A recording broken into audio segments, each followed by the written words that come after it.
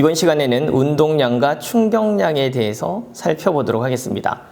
운동하는 물체가 갖는 에너지값, 이걸 보통 운동량이라고 하고, 충격을 받을 때의 에너지값, 이걸 간단하게 충격량이라고 합니다. 조금 세세하게 살펴보도록 하겠습니다. 자, 운동량이라고 하는 겁니다.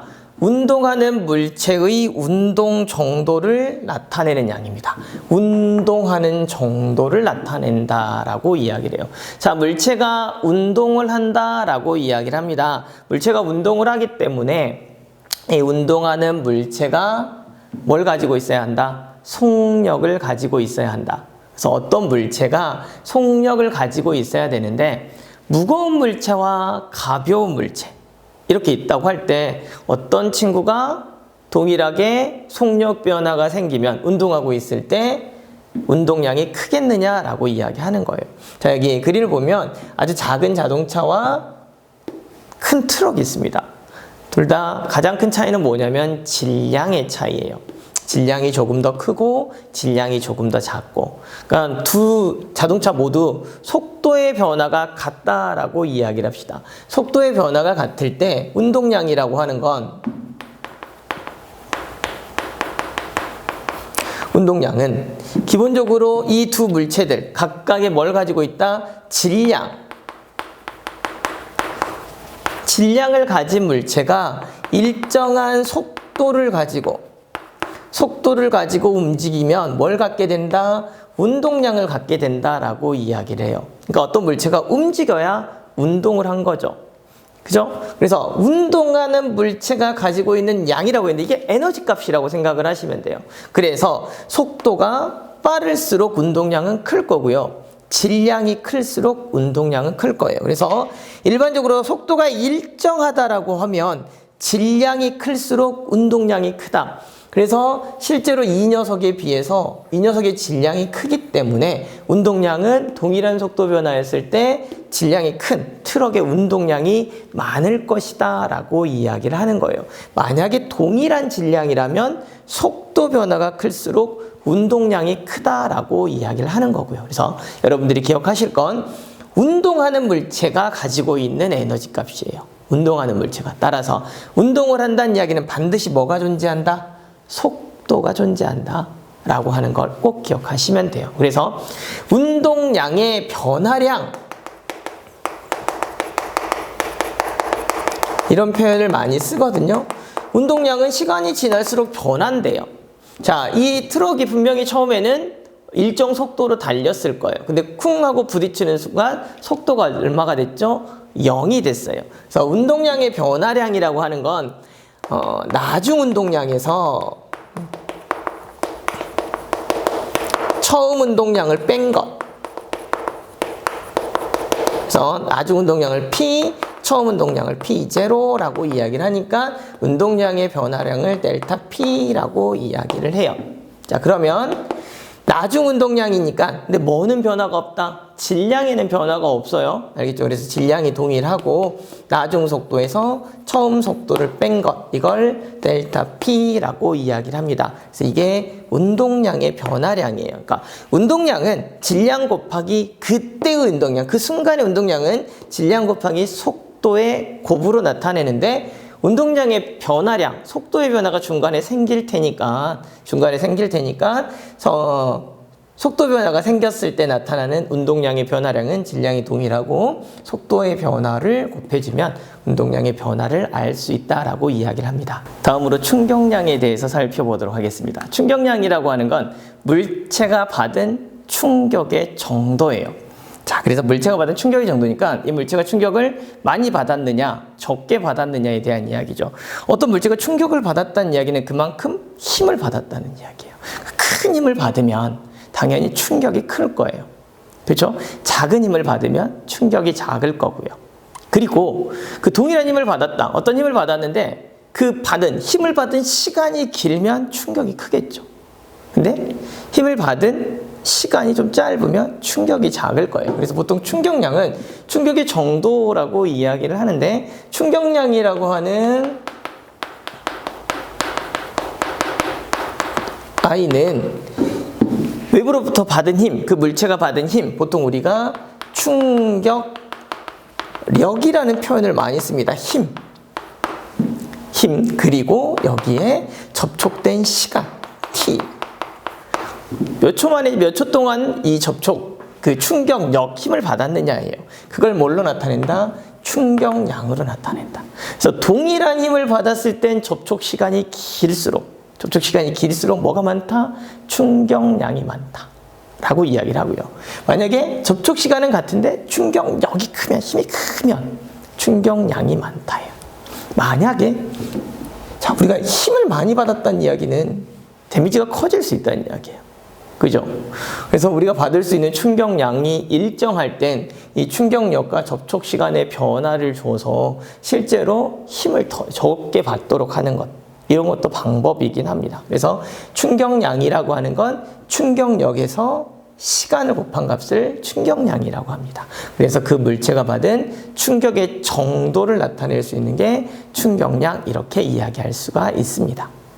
자, 그러면 운동량과 충격량의 관계를 살펴보도록 하겠습니다. 자, 우리가 일반적으로 자동차끼리 부딪히는 경우를 이제 보통 우리 주변에서 많이 볼 수 있는 충격의 현상이에요.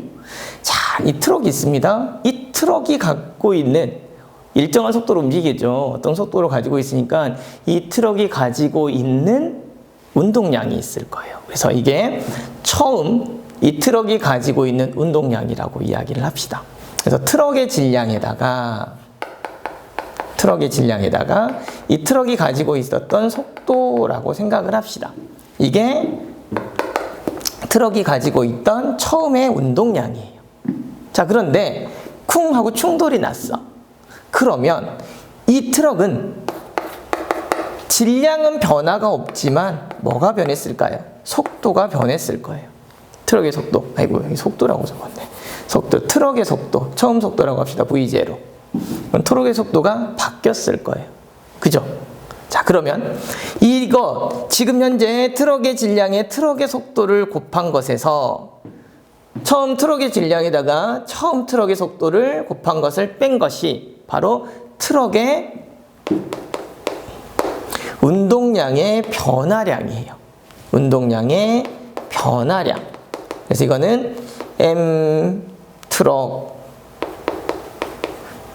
V-V0. 이게 트럭의 운동량의 변화량. 여기까지 이해되셨죠? 자, 그런데 이 트럭의 운동량의 변화량은 트럭이 승용차랑 쿵 하고 충돌을 했죠. 그때의 뭐랑 같냐면 충격량과 같아요. 충격량. 그래서 이 운동량의 변화량이 이 트럭이 받은 충격량 F 곱하기 접촉시간 델타 T랑 같다. 그래서 트럭의 운동량의 변화량은 트럭의 충격량과 같은 거예요. 트럭의 충격량과 같아요. 그 운동량의 변화량만큼 충격을 받은 거고요. 자, 또 하나. 그러면 이 승용차는 어땠느냐? 이 승용차가 처음에 가지고 있던 승용차의 질량의 처음 속도, 그리고 이 승용차의 질량의 나중 속도가 있어. 자, 그래서 승용차의 운동량의 변화량도 있어요. 승용차의 질량의 승용차의 나중 속력에서 처음 속력. 그러면 이 승용차가 받은 충격량 F 델타 T라고 하는 같아요. 뭐가? 승용차의 운동량의 변화량과 승용차가 받은 충격량이 같아요. 자, 이건 승용차가 받은 충격량. 이거는 트럭이 받은 충격량. 자, 그래서 운동량의 변화량이 충격량과 같다라고 하는 거. 이거 꼭 기억하셔야 돼요. 이 트럭의 운동량의 변화가 생겼어. 그 변화량만큼이 이 트럭이 받은 뭐다? 충격량이다. 이렇게 생각을 하시면 돼요. 또 하나, 승용차도 운동량의 변화가 생겼어요. 그렇죠? 그 운동량의 변화량만큼이 이 승용차가 받은 뭐다? 충격량이다. 이렇게 생각을 하시면 돼요. 자, 간단하게 보면요. 자, 우리 운동량의 변화량이라고 하는 건 MV-V0라고 이야기를 하고요. 충격량은 F 델타 T라고 이야기를 해요. 이거 한번 보실까요? 자, F는 MA예요. 그리고 델타 T네. 그죠? 자, 델타 T를 이쪽으로 넘겨볼게요. 어떻게 되냐면 M 델타 T분의 V-V0예요. 이 녀석은 MA가 되죠. 자, A라고 하는 게 가속도죠? 가속도라고 하는 건 뭐라 그랬어요? 단위 시간 동안 속도의 변화량. 이게 가속도예요. 그러니까 운동량의 변화량하고요, 충격량은 동시에 같아요. 자, 우리가 중학교 때부터 배웠던 속도 이야기 있고, 가속도 이야기 있고, F는 MA고. 그러니까 이 질량을 가진 물체가 속도의 변화가 생겼어. 그 속도의 변화를 뭐라고 하죠? 가속도라고 해요. 얼마? 단위 시간 동안. 아니, 이 말이나 요 말이나 같은 말이 돼요. 이게 뭐였고? 충격량이었고, 이건 뭐였고? 운동량의 변화량이었고, 이건 뭐고? 충격량이고. 그러니까 충격량과 운동량의 변화량이라고 하는 건 우리가 아는 공식으로도 충분히 이 꼴이 성립됨을 알 수 있다라고 이야기를 합니다. 그래서 여러분이 기억하셔야 될 운동량과 충격량과의 관계는 그 물체가 받은 그 물체의 운동량의 변화량만큼 그 물체가 뭘 받는다? 충격량을 받는다라고 하는 걸 꼭 기억하시면 되겠습니다. 살펴본 바와 같이 운동량의 변화량은 충격량의 크기랑 같다. 다시 말해서 질량이 클수록, 그다음 속도의 변화가 클수록, 접촉 시간이 길수록 운동량, 충격량 값은 비례하게 작용한다라고 하는 것을 좀 기억하시면 좋겠습니다. 그래서 여러분이 꼭 기억하실 건 속도의 변화가 생길 때, 다시 말해서 힘이 작용했을 때 충격량이 발생할 수 있고, 그 다음 운동량이라고 하는 건 질량을 가진 물체가 일정 속도로 움직이게 되면 운동량을 포함하고 있다. 이 둘 사이의 관계를 여러분이 잘 해석하시면 될 것 같습니다.